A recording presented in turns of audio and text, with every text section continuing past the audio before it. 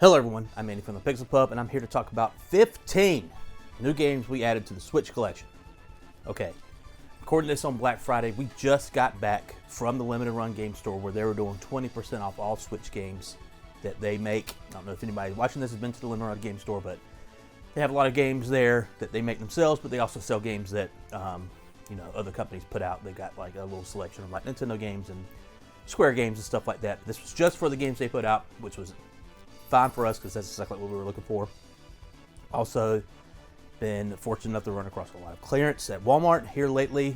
Picked up a lot of games that I've wanted to get for a while, and some games that I was iffy on, but for $10, I'll definitely grab them. So, without further ado, let's get into the games. Okay, first off, it's a Walmart clearance item. It's a game that I should have gotten a while ago. It should have been on another Switch video when I saw it for $10, but I skipped out on it, and I was like, I'll pass for now, and I regretted it. Saw it for $10 again. I said, I'm not missing it this time. It is Burnout Paradise Remastered. I played Burnout Paradise on the PlayStation 3 and the PlayStation 4, the remastered version on the PlayStation 4.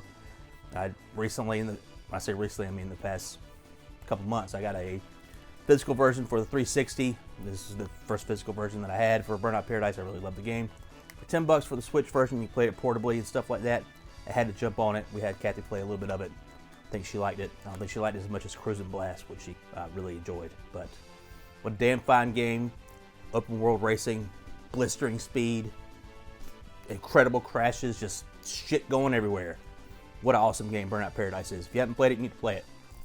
Okay, next up was a Walmart clearance item Kathy picked up. It is Unravel 2, the sequel to Unravel. This one, I always got the impression that this was a kind of little artsy puzzle platformer. I've never played the Unravel series, but I think it was like $13 or something like that, and Kathy decided to take the plunge. I think the big deal with this one is that they had a two-player co-op. You got the little red guy and you got the little blue guy. The red guy was in the first one. I remember that. But yes, it's part of Electronic Arts put it out. It's kind of one of their, when they were going for the little indie initiative that lasted, I don't know, maybe 2 years. They fucking gave up on that very quickly. And produce stuff like this, and I think a lot of people like the Unravel series. I'm interested to give it a shot. Unravel 2. Okay, next, more Walmart clearance. I think that's the case for the next few games here. I got this for, I think it was less than $10, but it's something I eyeballed, and I remember when it came out, people were talking about it a lot. Well, not a lot, but a little bit. It's Taiko no Tatsujin Rhythm Festival. It is the Taiko Drum Master series that's been around for a long time, especially in Japan. I think it's big in arcades. We got the big drums and you're playing with the big sticks and stuff like that. But I wanted to get it because it's got a fun soundtrack. It's got a lot of, it's not like, the hits. You're not going to see like, Taylor Swift or something up here. Maybe you do. I don't know. But you can play the Legend of Zelda theme. You could play the Super Mario Brothers theme. You could play Life Will Change from Persona 5. You could play the freaking Sailor Moon theme song. You could play the theme song from Neon Genesis Evangelion, which sold me right then. I fucking love that theme song. But it's interesting. I think it has motion controls with you can do this with the Switch controls, but when I played it, I just hit the buttons like a stooge. But it was interesting, fun little rhythm game for less than $10. Like, I just can't go wrong. Like, see games on the Switch for less than $10. I'm like, I'm probably gonna buy it unless it's like shovelware. Like, this is not. This is a competent, fun rhythm game. Okay, next up is a game pretty big for Walmart clearance. I think it was like $15 or something like that. But it's a game that I played the demo of last year or whenever the game came out, and I did not like it. It is Live Alive. Still not sure how to pronounce that. It is a remake of a Super Famicom game that did not come out over here. It uses that HD 2D stuff like Octopath Traveler and the Dragon Quest III remake that came out this year uses. And it's a story of like 8 different characters, I think. 1, 2, 3, 4, 5, 6, 7, 8, around the dot. And it's across different time periods. I think the demo, you're a ninja in like feudal Japan, and there's like a cowboy, there's a robot in the future, there's a caveman. There's a lot of different stuff.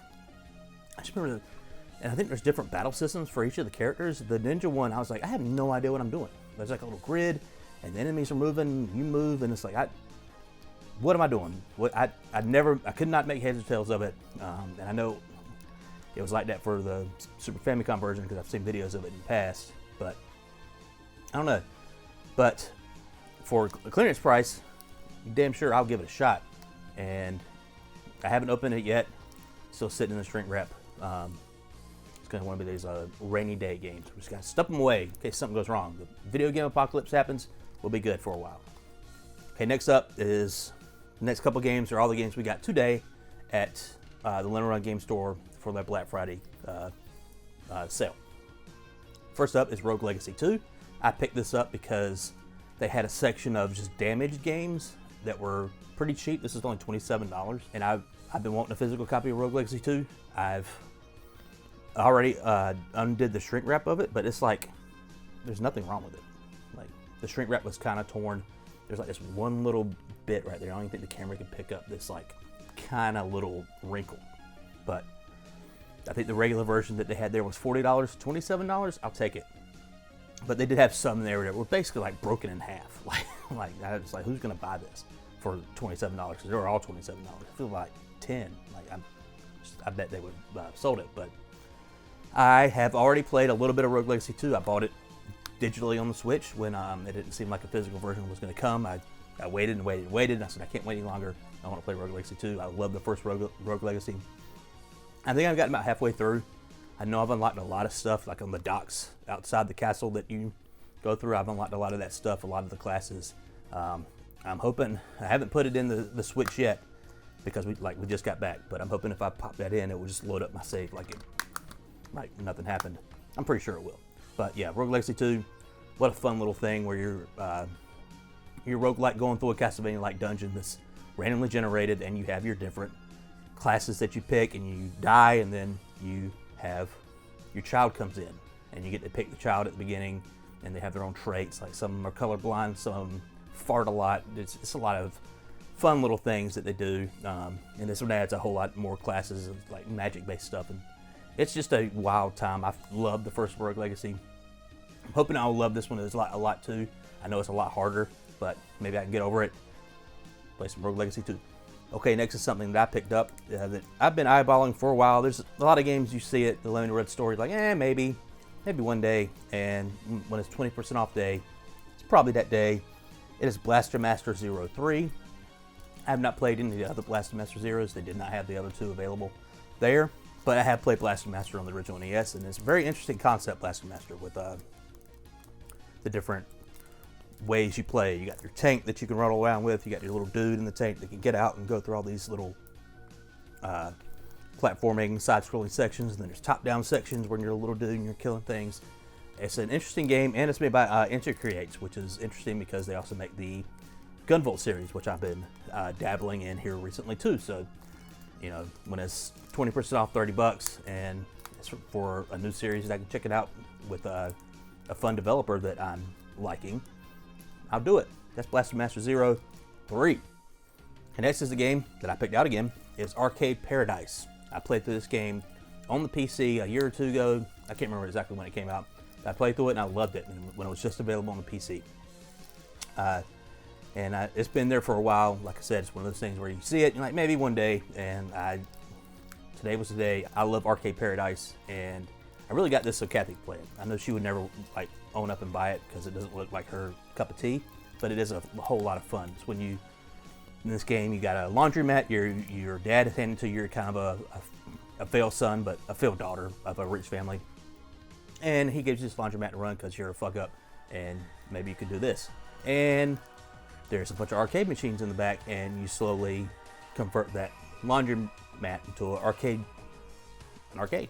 And all the games are playable. There are a lot of little fun retro throwbacks. Yeah, you just make a lot of money and stuff like that. And like you play the games, the more you play the games, the more popular they become, and they'll make more money. And then you can place them next to like less popular games, and those games make more money. Like there's a lot of like management type of stuff going on there. Meanwhile, you're running laundromat. You actually have to do the people's laundry, which is kind of weird.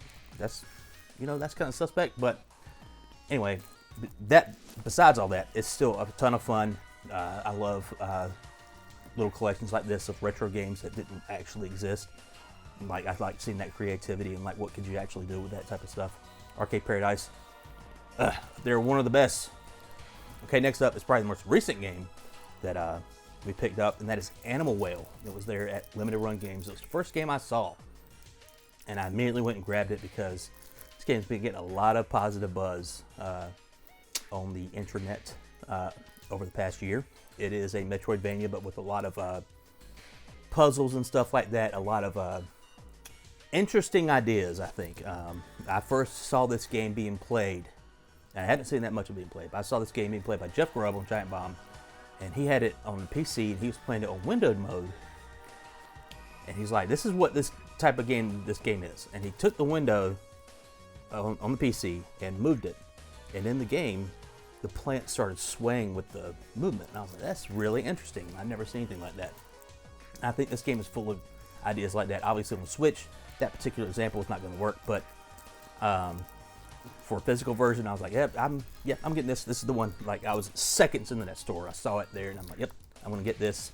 I can't deny the positive buzz it's been getting. I need to give it a try. I love Metroidvanias, so yes, Animal Whale. Let's go. Now these next 4 games are Kathy pickups. Some of them are my recommendations that I think she liked the stuff I was pointing out. First one is Pentiment. Pentiment is a game made by Obsidian. It's got an Xbox logo on the back of this Switch game. You can believe that because Obsidian's owned by Microsoft. I played this game on Game Pass on the PC a few years ago. I made an old video of it back on our old YouTube channel. You can go check that out. It is a kind of a adventure game set in a very specific time period in Europe, and they do their research. They make sure everything's accurate, and there's just a lot of choices you're making. I think it's like a murder mystery. Like you're trying to figure out who done something or who's about to do something. I played a little bit up to it, and it's been so long since I played it, but it's very interesting for the time. I know they were very proud of their script. Like when I say script, I mean the way that the letters appear on the screen. Like they look like a monk drew them. Like he spent his entire life writing this one book, writing the Bible or whatever, and he's like, I'm gonna spend 3 months drawing this G. That's the first letter of this page, and like, you know, stuff like that. And it's really cool, very interesting, and pretty popular. I think Kathy took a look at it and said, I'm on board. She's nodding, yes. Pentiment, very cool game. Check it out. Any of that sounds interesting. Okay, next up, also a game that I showed Kathy and she seemed interested in. It's got a long title. Might and Magic, Clash of Heroes Definitive Edition. Now, this game originally came out on Xbox Live Arcade and PSN, I believe. It might have been on PSN. I definitely know it was on Xbox Live Arcade back in the day in like 2010, 2011, something like that. And I remember a lot of people making a lot of hay about it because it was a very interesting game for the time. It is basically a strategy game where you got your crew at the bottom, enemy crew at the top, and it plays a lot like a puzzle game. Like you're matching up units. You can get like 3 archers in a row and it do like bonus damage, you get stuff like that. I only really played the demo, but I always thought it would be something that Kathy might be into. At the time, I was like, she's not going to play nothing on the Xbox, so I didn't really bring it up. But I'm going to get a physical version on the Switch. Seems like a pretty good time. I know people loved it back then. I think it probably still holds up today. We're going to give it a shot and report back. And all right, Kathy's going to write a book report on Might and Magic. Okay, next up is a game that she picked out. I think she's one of her YouTube people recommended it. It is Mary Skelter 2. It is a dungeon crawler, an anime dungeon crawler, as you can tell by the 2 ladies on the front. Looks like their necks are getting fucking cut open. I don't know. They seem happy about it, though. I don't know. But I'll just read you the back because I don't know much about this game. What does it take to escape fate? Who knows? Escape the nightmare's clutches? Lead a party with an unlikely duo. I guess it's these 2. And tailor jobs to fit your playstyle. Job system sounds like a good time to me. And then there's Revisit Mary Skelter Nightmares, featuring revamped system and gameplay. Does that mean that the first one's on this here? On this here too? Okay, she says a lot of people recommend to start with the second one before the first one, which is odd. But, you know, hey, things happen. People make stuff, then they make better stuff. So, yeah, that's Mary Skelter 2 from Idea Factory. I think I've heard of that before. Okay, these next 2 are games that we picked up from Limited Run Games about a month or 2 ago. It's something that Kathy really wanted to play. She called up the store. They said they had 1 left, so we took off on a Saturday. And she picked it up. It's Beacon Pines. She's already played through it. This game seems to be a little adventure game where you're a bunch of little animals and you're solving the animal problems in town. I think she liked it so much that she bought the vinyl. The vinyl has a very acoustic guitar, piano only type of laid backness. Maybe not necessarily my cup of tea, but it does have incredible art. It does seem like a good time. I think a lot of people like this because I've heard it before. It is a hiding spot games joint. If anybody's heard of them, big fan of the hiding spot. Okay, she said there's a lot of choice-based stuff in this game. Like you play as the narrator and the main character, and you're unlocking words to talk to other people, and those choices lead down different paths where you try to find the true story of what happened in Beacon Pine. Okay, next up is something that I picked out on that fateful trip to Limited Run. It is a Zero Striker Gunvolt 3. I figured I had the first one. I had Burst. I got one of the Luminous Avengers. I think is what it's called. Might as well get the third one. And I played a little bit of it. You start out as this lady on the front with her sword. Kind of reminds me of Zero from the Mega Man X series. And I messed around with that a little bit. Seems pretty damn cool. But you know, and I know I have to go through the first two first. But I figured I might as well shore up everything, get the full series, so I'm ready to go whenever it's time to go. That's what I did with the Trail series. I bought all the Trails games, and I'm like, I'm gonna play this eventually. That was years ago. Guess what? I'm doing it now. So I live up to my promises. I'm gonna play through this one day. Okay, last two games. This game is getting a lot of buzz on the internet. It's another game from this year. I think I'm still right. The Animal Well is the most recent game. This game came out very early in the year. I've heard people talk to death about this game, and I never played it. I didn't pick it up on Steam, didn't pick it up on any of the consoles when it came out there. And I'm going to tell you why, because I don't know how to play poker. And you probably know what game it is. It is Balatro. I was just looking up what the Black Friday deals were going to be. I was just trying to find flyers for stores like Best Buy, Target, Walmart, GameStop, stuff like that. See what the deals were going to be. And I went to a website, and the very first game at the list was this for $20 at Best Buy. I was like, I did not know Balatro had a physical version. I thought it was just online only. I knew they did a mobile version on the phones and stuff like that. I had no idea. And I was like, okay. And by that point, I've already listened to like the Fire Escape podcast, their Game of the Year stuff. They talked up Balatro a lot. It was their Game of the Year. Spoilers. And just everyone loves Balatro that's played it. So I decided that day I was going to go to my local Best Buy. Best Buy said they had one left, and I was going to buy it. And I bought it. And I played around with it a little bit. Damn. It is mad addicting. If Astro Bot hadn't come my way, I'd probably still be playing it. But Kathy's picked up on it, and she's played a lot more than I have. She's done a lot more than I have. She's beaten a couple of decks. I didn't even come close to beating a deck. I'm learning my poker hands slowly. I've got a Google page website loaded up on my tabs on my phone so I can look up when I play. I'm like, I've memorized some of them. I've only now just started to be able to pay attention to suits. I'm like, okay, how many hearts do I have? And like, and trying to unlock more jokers, trying to have, do cool stuff like that. Trying to unlock as much as you can, because that seems to be the kind of the meta for the beginning parts of the game. So unlock as much as you can, and then play forward so you can have the good stuff, the stuff that you want. But man, the people who were saying at the beginning of the year Balatro was stupid good, they're right. It's stupid good. If you haven't given it a try yet, give it a try. You don't have to worry about a physical version. It's like $12 on Steam right now, as we speak, in the fall sale. If you see this video later on, it'll be on sale in the winter sale too, I'm sure. And that's like 2 weeks after the fall sale is over with. And it's nominated for the one of the Game Awards for the Game of the Year. I was like, man, that kind of submitted for me. I was like, okay. People love this game because that's a lot of people nominating it. But I'm hoping to give it more of a try for me, not for Kathy, for me, when I can. But I'm knee deep in so many RPGs. Card game, you have to wait. Oh yeah, Kathy wanted me to show these off. I forgot these were written in here, but the physical version does come with cards. It comes with some Joker cards that are featured in the game. And some aces, I guess, is what that says. Well, this is just Balatro aces. It's not playing cards. It's not a full deck, obviously. It's only like 4 of them. But yeah, it is very cool that it comes with stuff like this. I love little things like this, especially when I can get them in a small box. I don't have to get this gigantic freaking thing just to get some cool little things, because I don't have that much shelf space. But yeah, Balatro cards, cool stuff.